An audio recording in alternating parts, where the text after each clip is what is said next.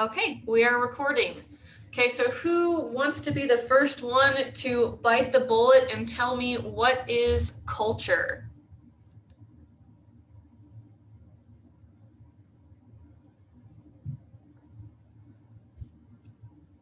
It's learned patterns of behavior, values, and perception that's shared by a group, and it's like always like dynamic and changing. So please ignore my terrible spelling. So learn patterns of behaviors, values, and perceptions that are shared by a large group of people, correct? Yeah. Oh my gosh. Not even autocorrect can save me now. Okay. So, perfect. Is there anything that anyone else wants to add to that? So, examples of cultures would be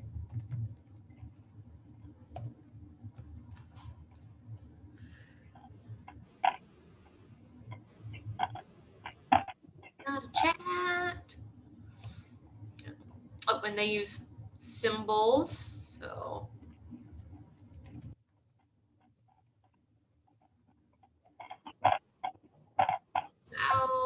Salvadorian.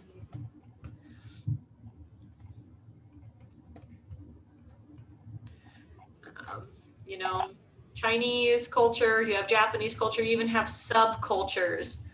So, skaters, punks, geeks could all be considered some form of subculture as well. Taxes. Okay. So, how can context change how we behave in different situations?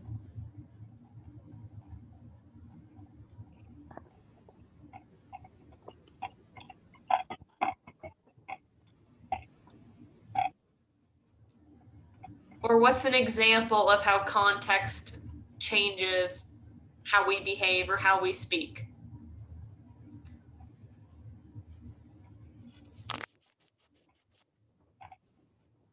Camera's just not good. Like relational context, like you act and react, or like you just act different around like your boss compared to like one of your friends or stuff like that. Mm-hmm.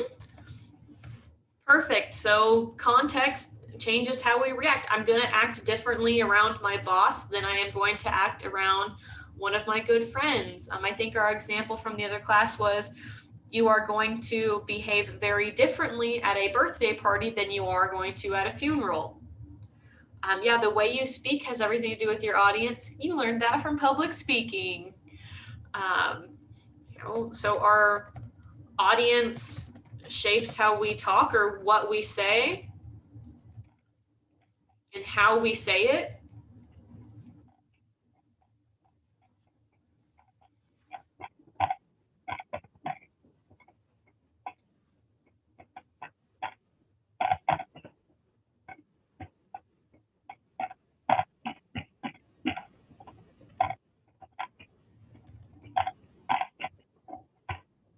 So what do you guys, or the words we use, like, yeah.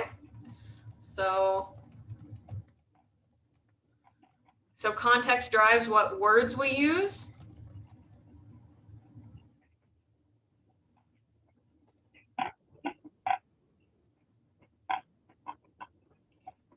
So what do we think the job of a cross-cultural trainer would be?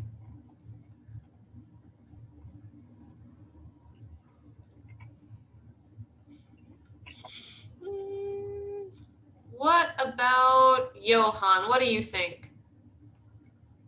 I guess it'd be, I don't know, to coordinate like different cultures and customs and how they could communicate, I guess. Perfect.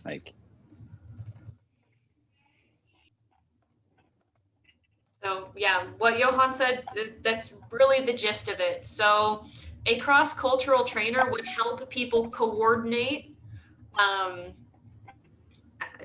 basically between different cultures and customs. So if Johan is going over to Japan for work, and Amy might be the cross-cultural trainer for his, like, the company he works for. So Amy would meet up with Johan and say, okay, here are the things that you need to know about Japan. Here's how you properly take a business card. You know, here's how to respond if they ask you this, or if you go over to someone's house, this is how you behave. These are maybe words you should avoid, you know, in business. So it's helping prepare people to maybe go work overseas, at least in the basic gist of it.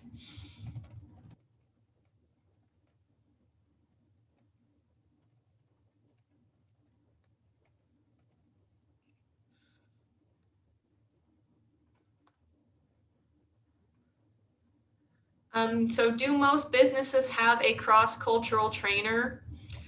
And I would say most big businesses, so most multinational companies would have a cross-cultural trainer. I mean, a lot of small ones, like locally owned places, are not going to have someone like that. But if you're in a big multinational corporation, then probably. Actually, that could be something we could look up. So let me pause my screen share. How many businesses have a cross-cultural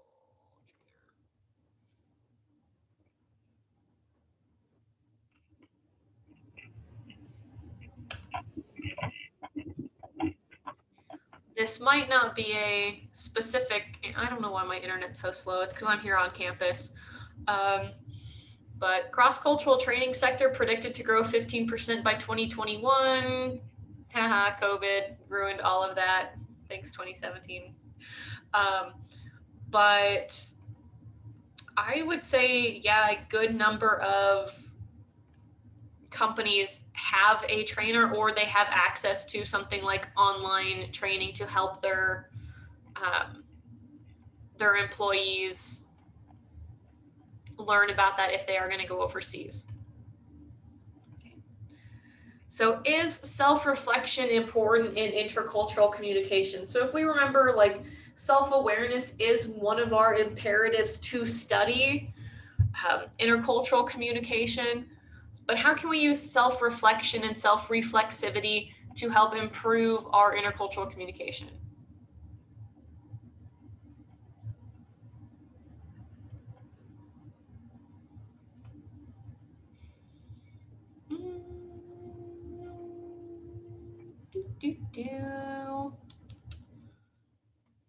Who am I gonna pick? Elizabeth, what do you think?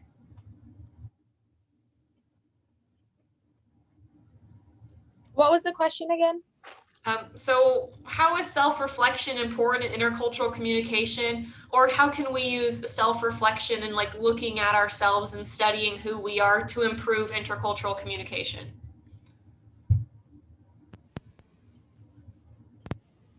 Well, like, maybe you have to, like, look at yourself, and, like, if you think that someone saying something to you could be, you would take it as judgmental, you have to think that they would as well, or, like, think, how would that make them feel, or, like, me doing that to them, how would that make me feel? Would make others feel.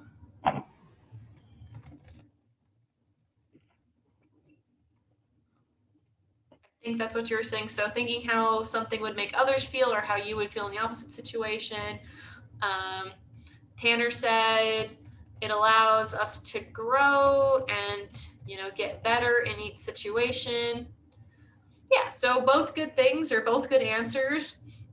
So putting ourselves in someone else's shoes, thinking about how we might react in that situation, and learning more about ourselves helps us grow and just do better. It helps us be better as we learn more about ourselves, then we can better understand other people. Because if we know why we do something, then we might be more inclined to say, okay, you know, why is this person going in that way? Gain a new understanding on subjects we might not know about, or may not realize that we do or don't know about. New understandings.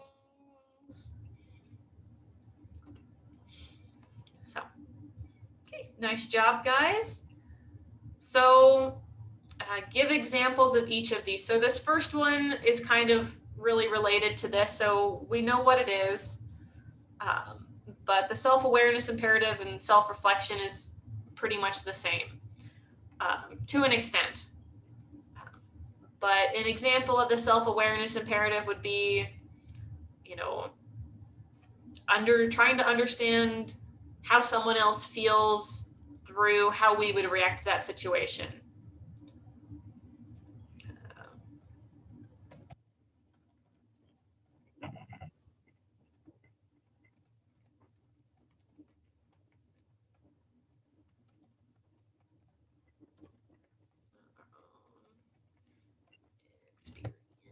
Experiences.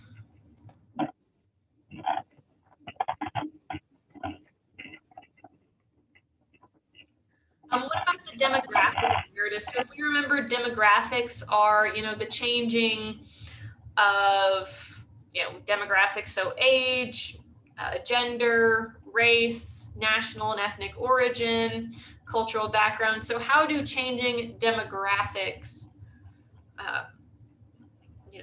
give us a reason to study? So what would be an example of why we need to look at demographics?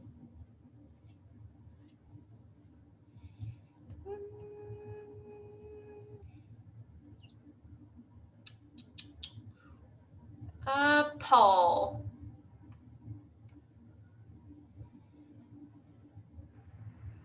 I will say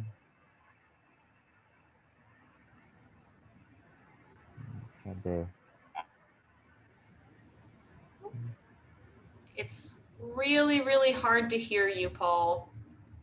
sorry, my mic is kind of all right. I would say like demographics. Um, how would what was the question again? Sorry. Oh, so what would be an example in relation to demographics about why we should study intercultural communication? So basically, how do the changing demographics of the world make it important for us to study intercultural communication? I think it would be important because when you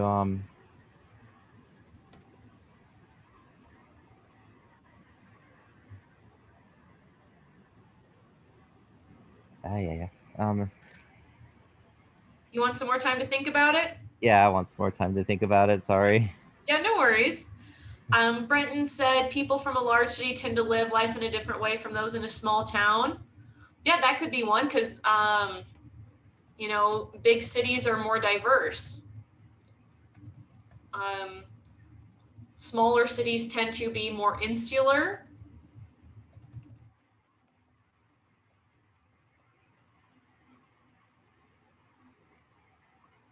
So when you have people moving out of the smaller cities, moving out of the rural areas into the bigger cities, they're getting into jobs where they have to interact with people from a wide variety of backgrounds. So I'm just gonna add that to there. So when we, move to cities, we have to interact with more types of people. And then, of course, the world is becoming more globalized. So we have more people from all over the world moving to the US, moving out of the US. We have a lot of Americans moving overseas to these different countries.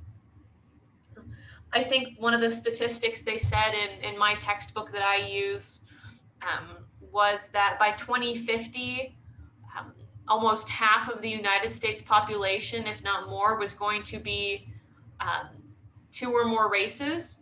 So over half the population being multiracial in the next 30 years. So, but that's a change in demographics. We also have, age is a demographic. So, communicating with people from different generations.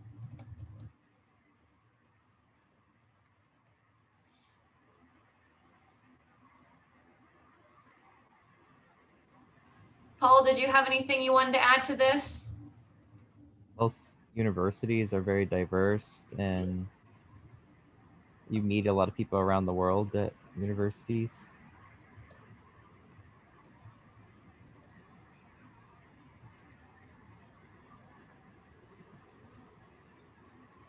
Yep.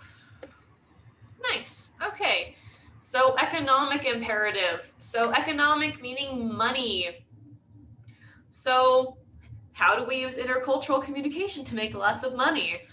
Or how does it affect our economic system? So our story from class, if you guys remember, was the Nova car, which worked pretty well in the US, but when they marketed it in South America, in the Spanish-speaking countries, obviously Nova, no go.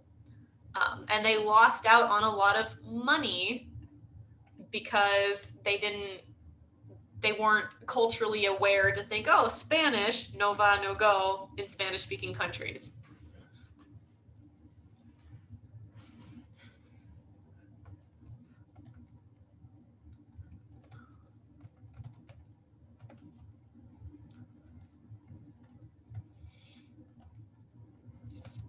Yeah, import and export.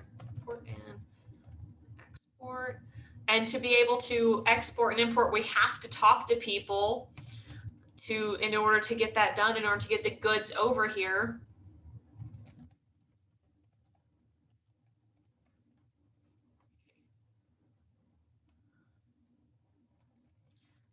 International marketing. When we're trying to think of a product, we need to have lots of different people have input on it so that we can sell it to the most number of people, right?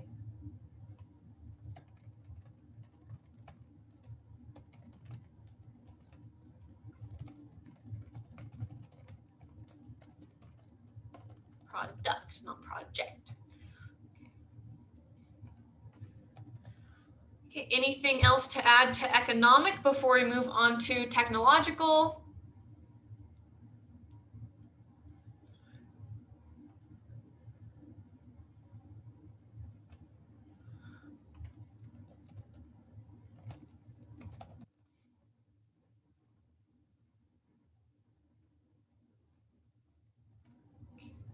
Okay, moving on to technological. So why is it important to study the technological imperative and technology in regards to intercultural communication?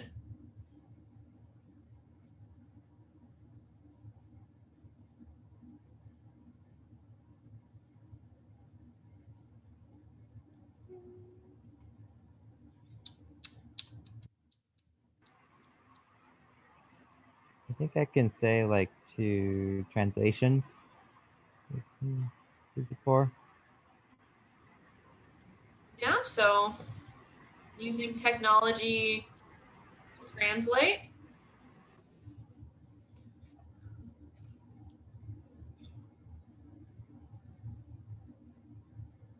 Yeah, reaching people across the world.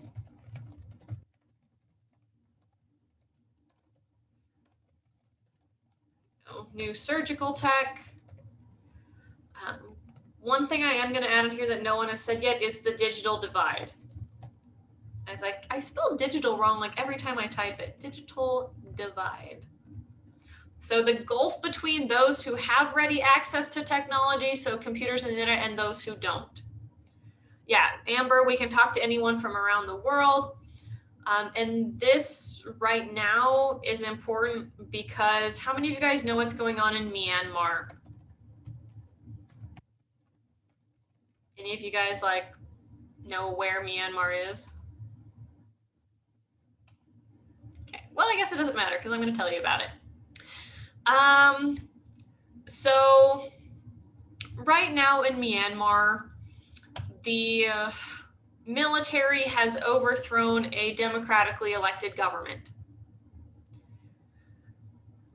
So with that, obviously people are protesting. If you have democratically elected someone in and you've had a military coup, obviously that's not the greatest thing. So the people who are now in power, who have done the coup, have shut down the internet for pretty much the entire country. They only have 16% of their regular connectivity to the internet. So right now, most of the citizens in Myanmar, and even like the journalists and stuff there who are trying to cover it, it's harder for them to get information out about what's going on. And, you know, this is causing that digital divide because, you know, they might have had ready access, but now they don't, and it's a problem because there's something going on.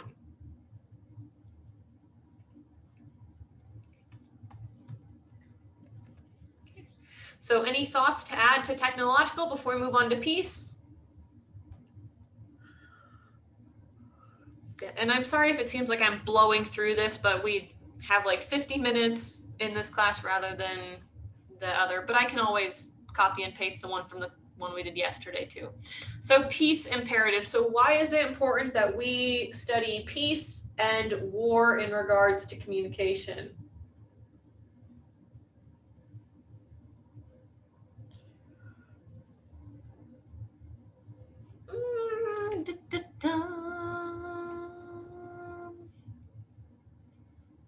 Yep, so different cultures can coexist.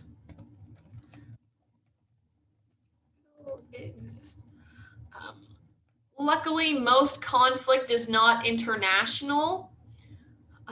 It's internal conflict between cultures within countries. But, you know, as we better understand the people who are different from us,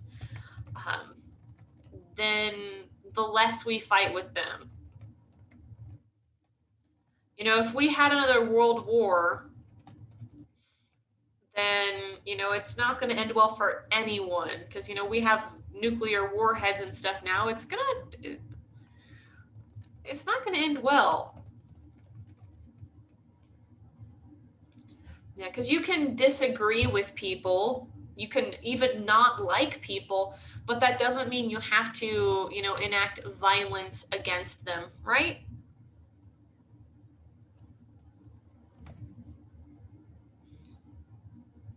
Okay, anyone have anything else they want to pop in the chat?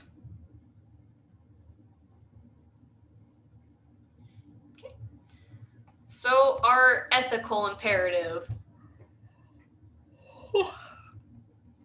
So in regards to ethics, why is it important to study intercultural communication? Do I want to pick somebody or does someone want to volunteer?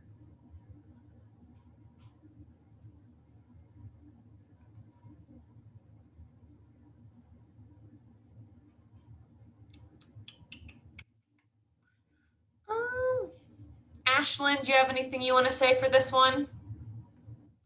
Yeah, I was actually just typing it out in the chat. I think that it's important so that you can like learn the ethics of other cultures and like understand like the way that they think and like what they work, how they work, like what they believe and stuff, especially just with like people who like actually work in like like what am I trying to say? Like kind of like inner country, like they deal with like other countries, you know what I mean? And so like I think it's important to like learn all the aspects, like especially the ethics of that country and like their culture, so you can know how to like better like relate with them, kind of, if that makes sense. Makes sense to me. So we can learn the other cultures, you know, what they think, why they think, you know, what they believe, how did they come to that conclusion, to better relate to them. And then Brent said in the chat, so to protect and promote, you know, the good of particular cultures, or, you know, I wrote different cultures down here because, you know, all cultures have something good in them. But if we learn more about them, then we can say, oh, well, I like this good thing about this culture, so I'm going to help share that, or I'm going to implement that. Or, you know, I think this part of my culture is really good, so I want to make sure that I am sharing that with other people. Okay. So, anything else we want to add on to that one, or do we want to go to universalist versus relativist? Universalist and then relativist. And this ties in with the ethics thing. So this is the universalist and relativistic view of ethics in regards to intercultural communication. So we've talked about this multiple times, and it was on one of your discussion questions. So what is a universalist, or what would a universalist who takes in that position of ethics, what would they say or believe?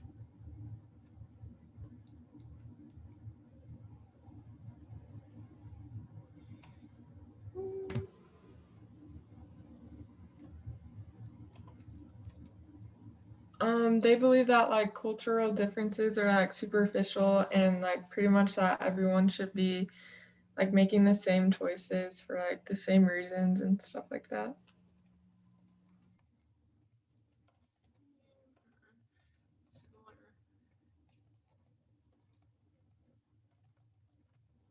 Yeah, so a universalist would say, you know, most differences are superficial because most cultures, if not all, have a thing where it says, you know, it's probably not great to kill people. We probably shouldn't do that.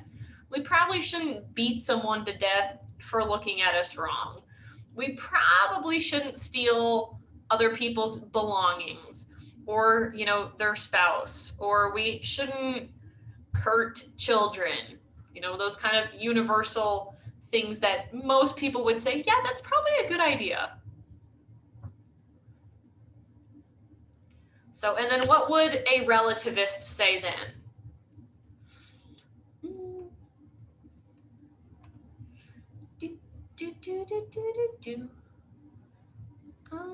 Abby, what do you think?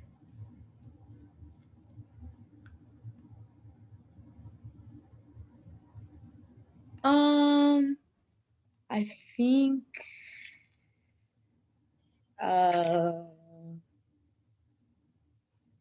I think that they would have like a perspective more on like what is just they think their personal. I don't know what I'm saying.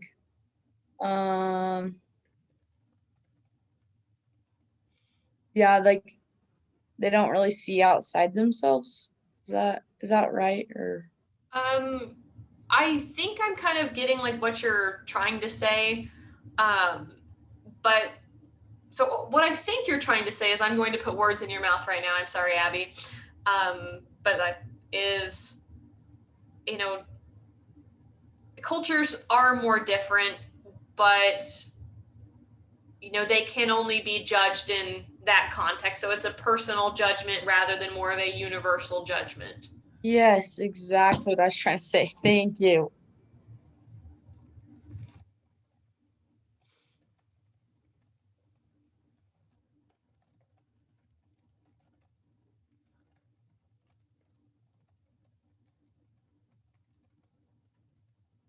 Okay. So individualistic versus collectivist culture. So individualist and then collectivist. Okay, so an individualist culture does what or is like what in general, and a collectivist culture does what or is like what. Okay. Ramon, do you want to answer this one since you haven't got to talk at all today, or do you have another one in mind that you Sure. want to do? Individualist, definitely the American way of life. Self-reliance, pull yourself up by your bootstraps, grind.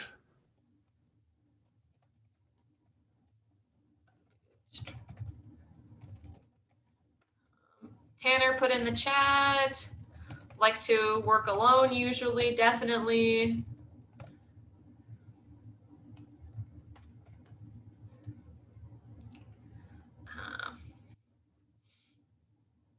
What else? So yeah, Maybe definitely. not really looking out for everyone else.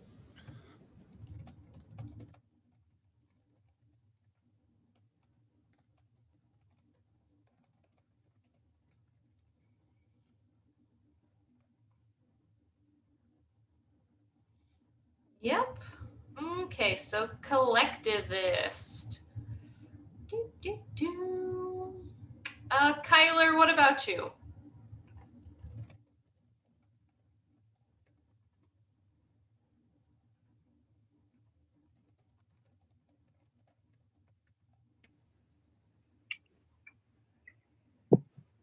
Were you asking if I was a universalist or an individualist? No, we're on collectivists. So what are some traits of collectivists?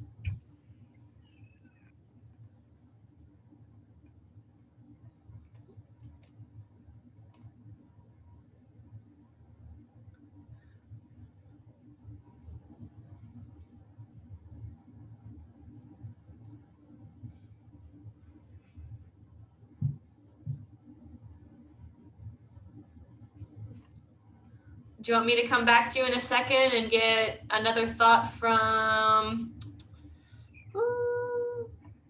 Tirza, maybe? Yeah. Okay.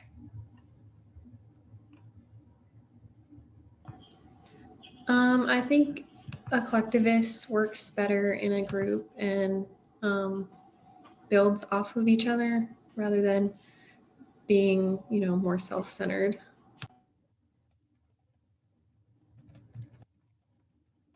Self-centered.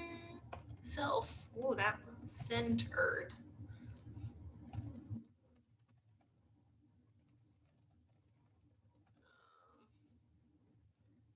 So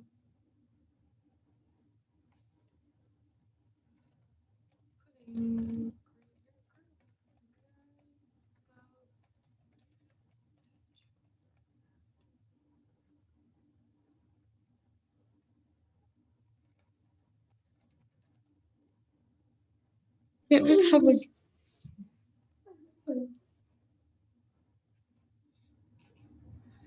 Kyler, anything more to add to that?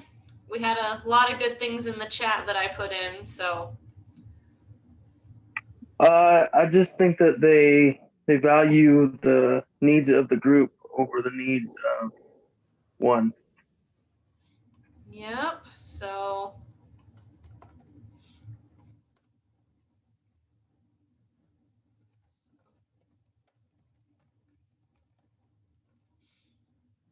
Yep, and honestly, that's the biggest thing. More collectivist cultures tend to value the group needs above the value or the needs of the one.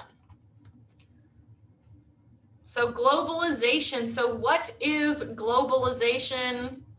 And then how does it affect you guys? That's one of the things that you might have to think of some examples, but we could definitely get some really good ones in here. So easiest way, gonna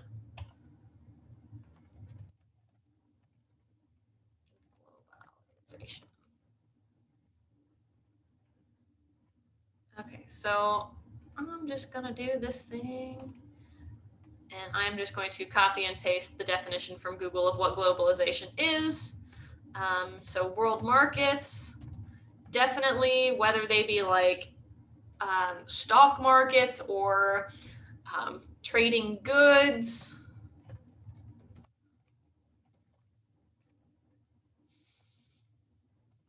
Oh, that website or whatever, like Wish or whatever, you can get all like the clothes and stuff. What do we want to say? Low quality clothes from China. I think they're from China. World news, so we know what's going on in Myanmar right now, despite none of us probably being able to point where Myanmar is on a map, without another map in front of us. I probably couldn't do it. Actually, in fact, I know I can't point out where Myanmar is. Pop culture. I see the Dr. Stone tab in your browser. Knew I should have closed that out.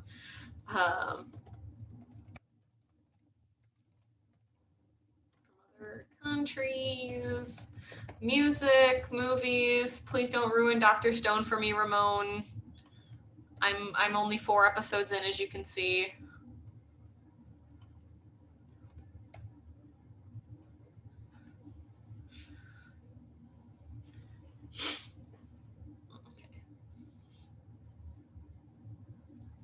Everyone loves BBC TV, BBC Sherlock. What else? I guess BBC Sherlock is the only thing like I watched. But yeah, so all good things. Oh yeah, I always forget about Doctor Who. I love Doctor Who, but then I'm also just like, I was like in the 60s, and then I'm like, oh no, they made a new one too.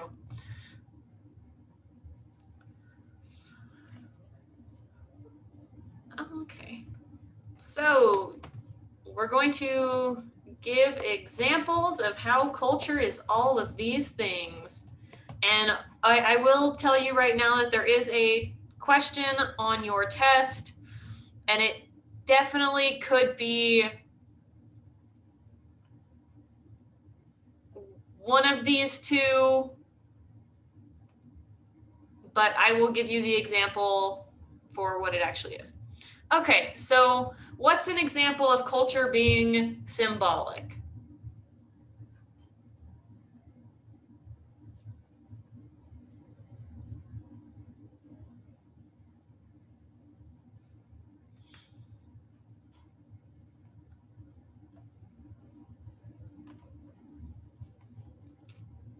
Definitely could be one. I was going for hand gestures, but close enough. Because we've all agreed that, you know, this means hello or goodbye. This means like, woo, peace out, we're posing for a photo. What was the other one I did? Oh, rock on. And then like, I love you.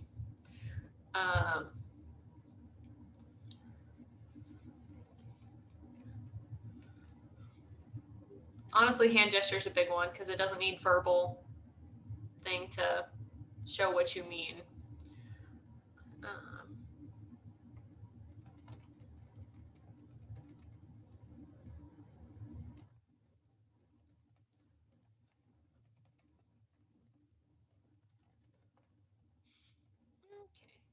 Oh, logos. Yeah, I can see that. We don't need actual words to know like what the Apple logo looks like, or our little Gila Hank. Okay. So communication being unintentional. What would be an example of that?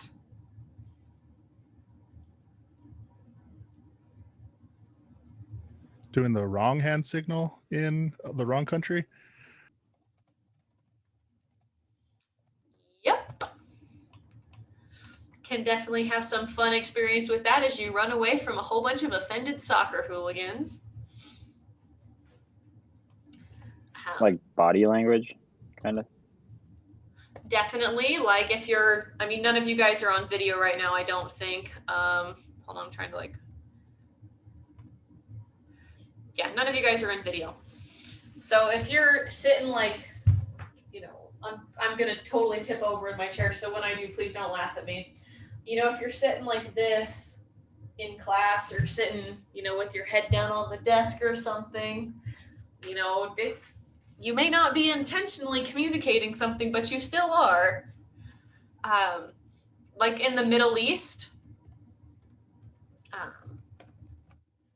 you, like if you don't know about it, like if you put your feet up, that's offensive if people see the soles of your feet. But that's more of like this receiver oriented. So people assign the meaning, they get to choose if they're offended.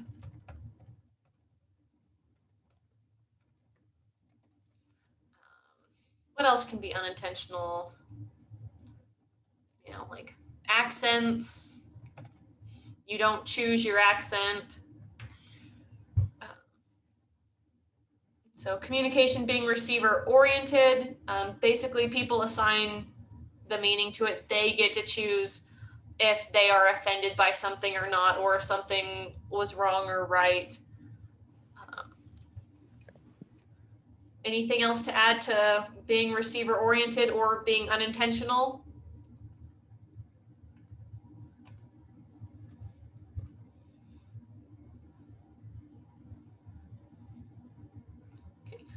So what about communication being dynamic, it being changing? So what's an example of that? Would one be how like slang is always changing? Perfect. That's the example I used in the other class too. When I was teaching middle school, the slang was yeet. Now I don't know what the slang is these days. Someone said Gucci, because I guess their kid always says, "Oh, that's Gucci," and it's like, well, does that mean it's good or it's bad? I assume it means it's good.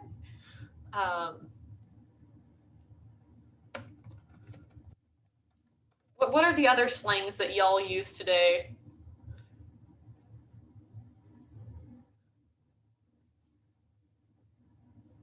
Oh, that's something that's lit. Yeah. Say less. What? Say less.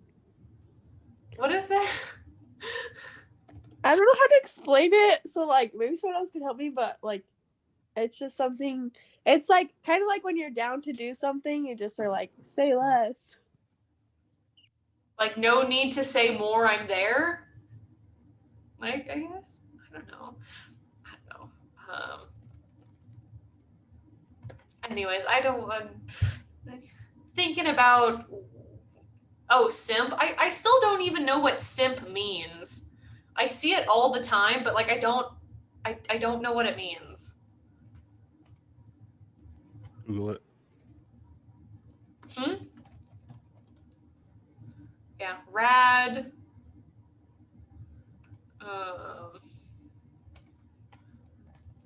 Short from radical back in, like the 80s and 90s.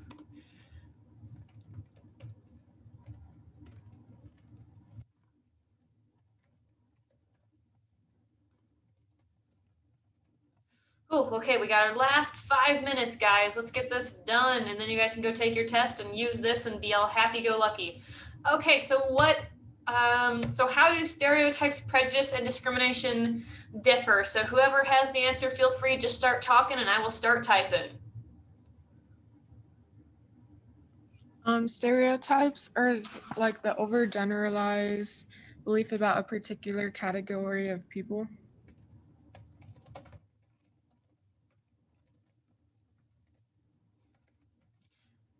Perfect. Okay, prejudice.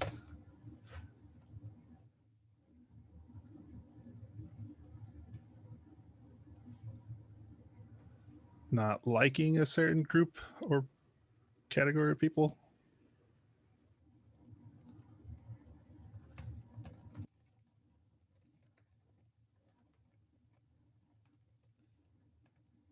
So there's a caveat to prejudice.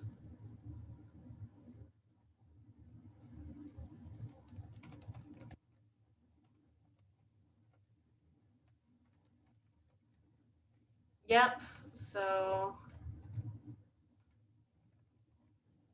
like Amy just put in the chat, preconceived opinion that's not based on reason or actual experience. So prejudice, you may not have actually any experience with that particular group, but a stereotype you might, because you might have met a couple people and be like, okay, well, everyone I've met from this culture fits into, this stereotype. They're all like, all Canadians are super nice or whatever, even if obviously not all Canadians are.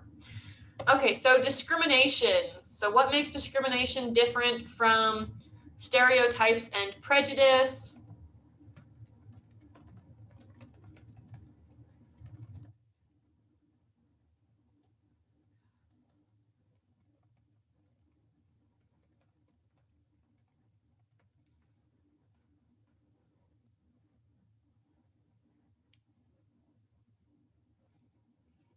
Discrimination is treating someone differently just because they have a different belief than you, or they're different than you.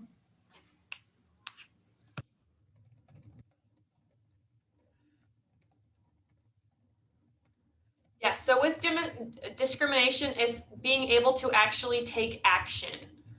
So whether that just be, you know, having the power to say, you know, oh, you can't sit with us because, you know, you're not wearing pink today, or, you know, something obviously more extreme, like having the power to actually beat someone because they're different. So discrimination is, so prejudice plus power, you know, to take an action and taking said action equals discrimination. So not liking people or a negative opinion plus actually being able to do something with that, because anyone can be stereotypical, or anyone can be have stereotypes, anyone can be prejudiced, but to actually be able to discriminate, you have to have the power and the ability to actually take an action against that. So, boom, our review is done. So when you guys want to go take the quiz, you're welcome to have that page up. It will be coming up. If you go to our homepage, it's under here, under coming up, under test 1, or you can go to quizzes, and it's test 1 due February 14th at I think 11:59 p.m. 32 points, 13 questions. And if you guys have any other thoughts, questions, comments, or concerns, you are welcome to email me, or you're welcome to stay on the line. Other than that, have a wonderful weekend. Good luck on your test, and I will see you guys later. Did you take attendance already, Ms. Becker? Oh, no. Anyways, whatever. Everyone's going to be here. You were Okay. all present. Thank you guys for joining. Yeah, I always forget about attendance, which is probably not the best thing, but. Is there a copy of the review somewhere? Yes. So, yeah. So I just edited it in. So if you go under modules, and you go down to our week 4, this test review, this is the page I was editing. So it's right here under our modules. You can open that in a new tab while you're taking your test or whatever, but it's in our week 4 test review. So